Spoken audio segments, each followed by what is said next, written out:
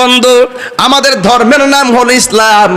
এবার একজন সাহাবী আমার নবীর ব্যাপারে বলতেছেন, বায়াতু রাসূলুল্লাহি সাল্লাল্লাহু আলাইহি ওয়াসাল্লাম আলা ইকামিস সালাহ ওয়া ইতাইজ যাকাত ওয়ান নাসহি লিকুল্লি মুসলিম।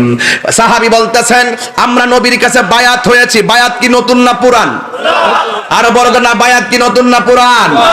সাহাবী বলতেছে, বায়াতু রাসূলুল্লাহি সাল্লাল্লাহু তাআলা আলাইহি ওয়াসাল্লাম আলা ইকামিস সালাত, আমরা নবীর কাছে ওই কথার উপরে বায়াত গ্রহণ করেছি, আমরা নামাজ কায়েম করব, ওয়া ইতাইজ যাকাত, আমরা যাকাত দিব। শুধু তাই নয়, ওয়ান নুসহি লিকুল্লি মুসলিম, এবং প্রত্যেক মুসলিমের জন্য কল্যাণ কামনা করব।